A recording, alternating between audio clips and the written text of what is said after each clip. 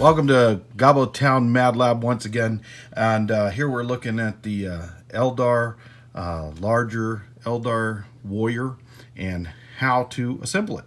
So that's going to be kind of a quick video today on assembling the larger Eldar Warrior.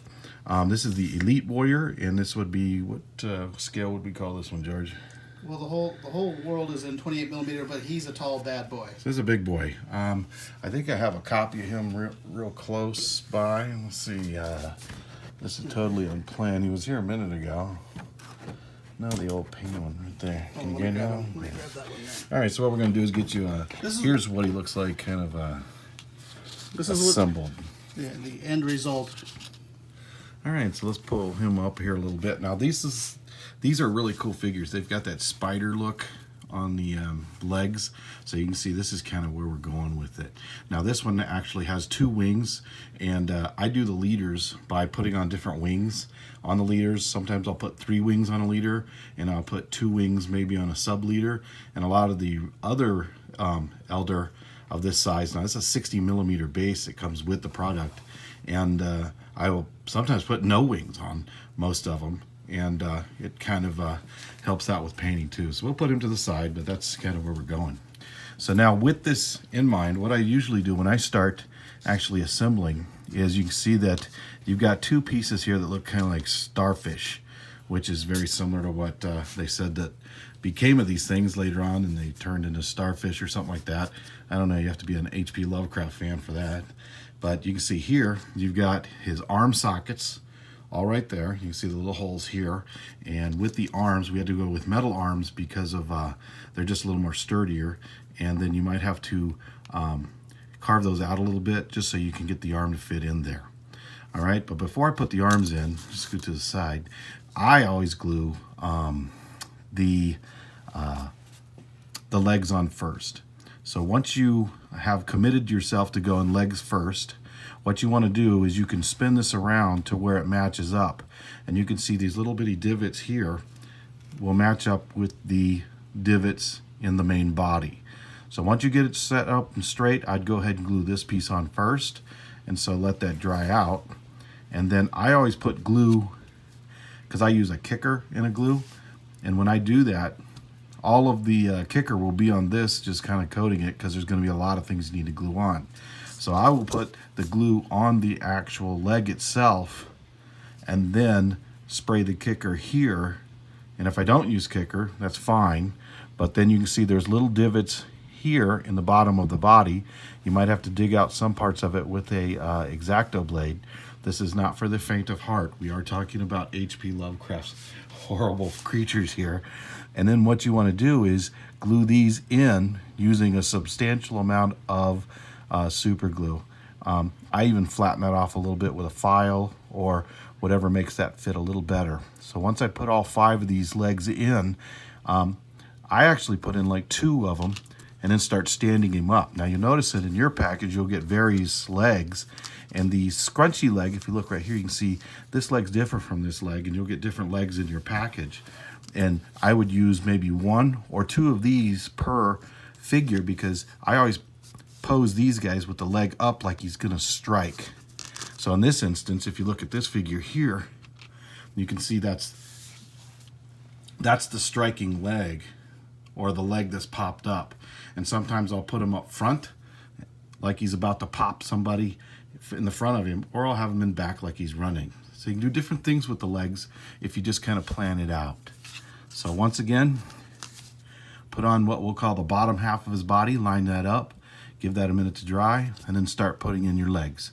And when you put your legs in, you're going to be putting them into the grooves that you can see into the bottom of the base here. So once you put those in, what I finally do after they're all glued in, I let it dry a little bit, and then I put another drop of glue right in between all of the legs for stability before I put it on the base.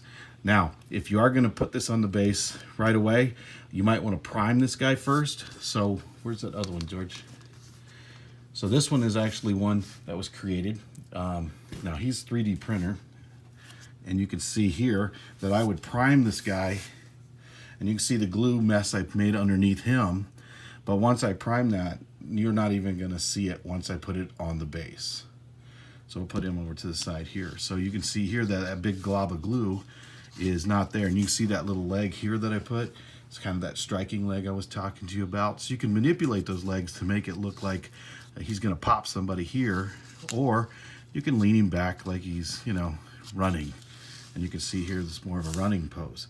So there's so many legs and so many options to these things. You can do some pretty crazy stuff. Once I get all of the legs on, I might even put it on the base, and then later come in with the arms and put in those, shave them down a little bit, or shave that out and glue these arms in. Some I do straight up, and some I'll do straight down, and every now and then I put one to the side. So, George, what do you got to say about this guy here? Little tip? Yeah, one of the things I did is with these legs. If you'll notice right here at the end of his leg, this little knobby thing, I would shave it off so that when I put it underneath the base, I'd have more play. See, I take away that point. It glues a little better, and it allows you could adjust that flat spot to get a different angle on the leg, to get a different position, higher or lower. And to be honest, I like it in there so I can actually cock that leg up higher. So there's more than one way to skin this bad boy. That's the beauty of these figures, why I like them so much, because just a little modification here, you could drastically change the direction of that leg. So these are quite versatile. I mean, same thing with the arms. You want, like arms go forward, go up. I mean, it's your imagination is your only limitation. And so you see some of the things, once again, that George is talking about is, you can modify them however you want, but you can see this one's running. This one I have kind of in a striking pose. I think we have another one right over here. And One of our works in progress. This one's got two wings on the way outside. That's kind of one of our leaders, because remember there's a mystic. Look, this guy's got his two wings like right next to each other, so you can identify your characters easier. But there's just so many ways you can build these things. It's kind of crazy.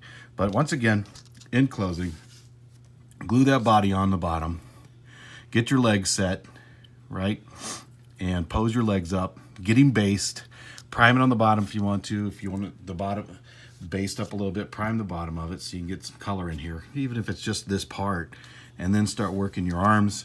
You have to dig these arm pits out a little bit, or shave down the balls here, but the balls give you a little more freedom to move anything where you want around there. Again, piece too. Again, you can adjust that to suit the direction you want to go with them. And basically the head's kind of cool.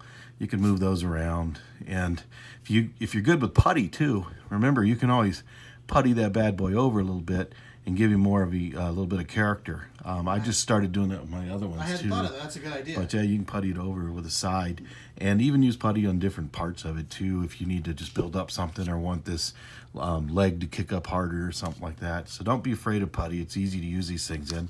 Roll it in little balls, and then kind of just roll it into a little string, and then cut off pieces as you need it for the putty. You don't need a lot.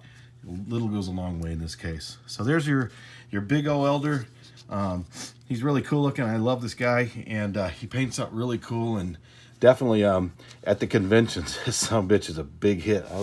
We get more people coming over and going, where can I get those, and what is that? Right.